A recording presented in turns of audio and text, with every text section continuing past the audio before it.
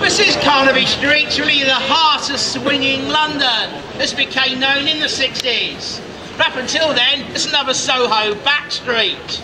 But all that changed when a man called John Stephen and his partners opened some clothes shops here. The clothes became extremely popular with the mods. The mods are sort of teen fad of the day. The style and clothes were much of the centre of the mod philosophy. Used to come here in their thousands to buy all their gear. And by 1964, virtually every shop in the street was a clothes shop. Lots of pop stars used to come here too. The likes of The Who, the Rolling Stones, I'm sure the Beatles came here on many occasions too. The Kinks wrote dedicated for a fashion. That's someone that came to Carnaby Street a lot. And certainly a send-up of someone anyway. You could say the street became the victim of its own success. It's in 1966, Time magazine published this major cover story about swinging London, as they called it. Really highlighting Carnaby Street, all the pop stars you could see when coming down here.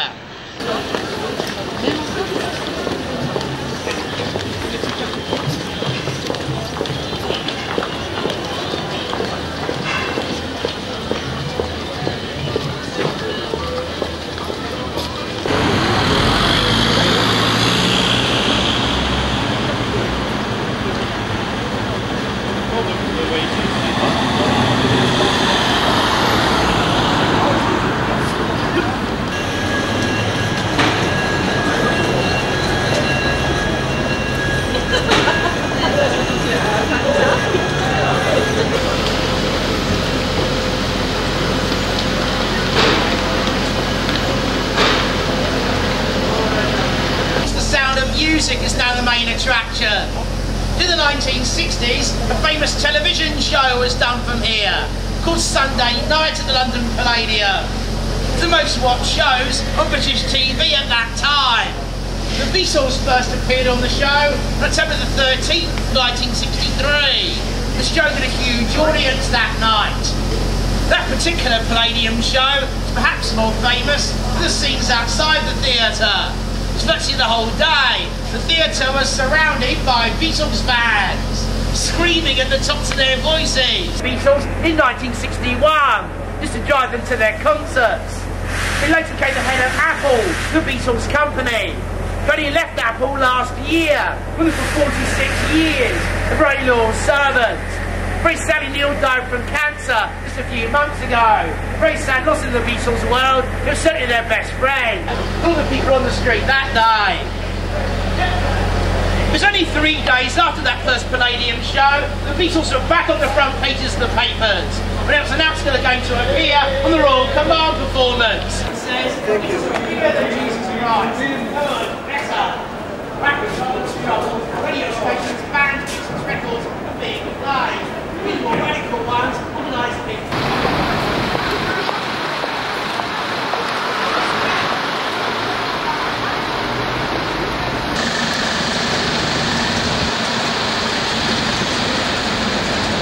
From experience, the most artistic people had to go to lawyers and accountants, or men in suits, as John put it, to get money and advice.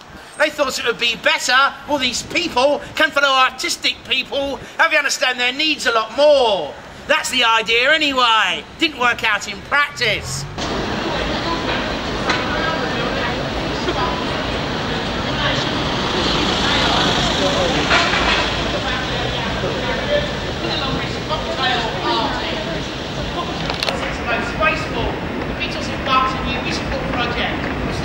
Every Beatles song's going to be released legally on the internet. It's been rumoured for a long time it's going to happen. It's because there's been all these disputes between the Beatles company, Apple, and Apple Computers. That's now over. Looks like very soon now we'll get Beatles songs on iTunes. It even happened by Christmas. It's been announced that Bloomingdale's in America doing a new range of Beatles merchandise before Christmas. At the moment it's called Mason's Yard. You see it's rather sort of hidden away. It's one of the hippest eras in London in the 60s. When you consider the club down the bottom there, now called the Directors Lodge Club. In the 60s it was called the Scotch of St James's.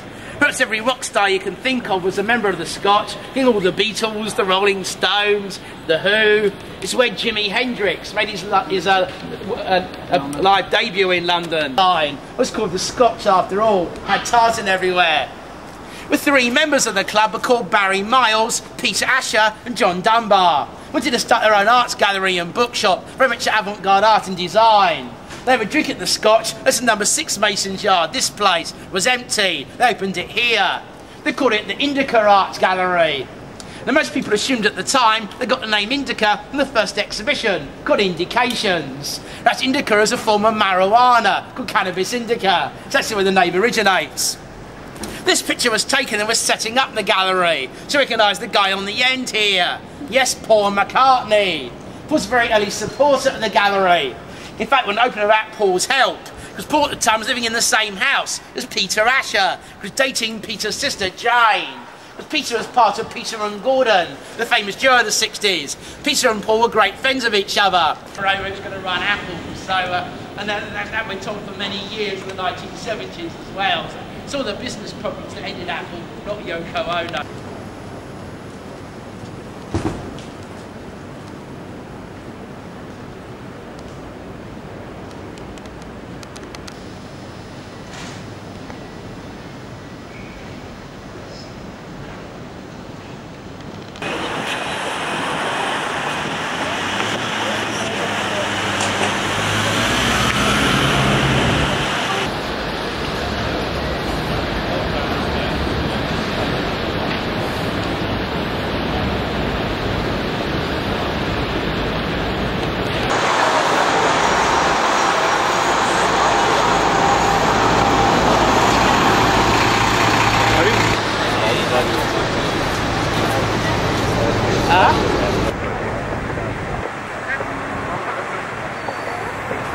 Right to the escalators, we can walk around them on the left. This down the right for our own safety. There's 3 stops to St John's Wood, going northward on the Jubilee line.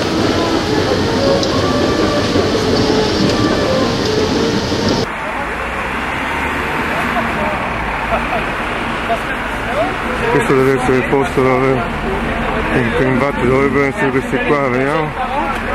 Zebra crossing dove i Beatles hanno fatto la foto. Sì, infatti sono questi qua. Abbey Road itself, and the Beatles walking towards us across the crossing from the other side. And on this side of the road, see the tops of buildings through the trees, up on this side. It's in exactly the right place.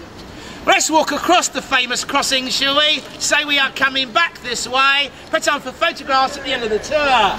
But please remember, when the Beatles posed on the crossing, how the police stopped the traffic for them. We don't have that privilege today. We should be very careful. It can be a busy road. Don't do what that guy's doing. That's highly dangerous, standing in the middle of the road there.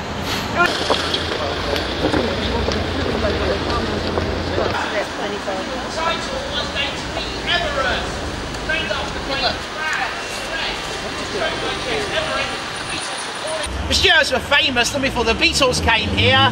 That's the open November 1931, where Edwin Elgar, that's the London Symphony Orchestra, playing his own composition. Landon, so we can move in a bit, please, let people through.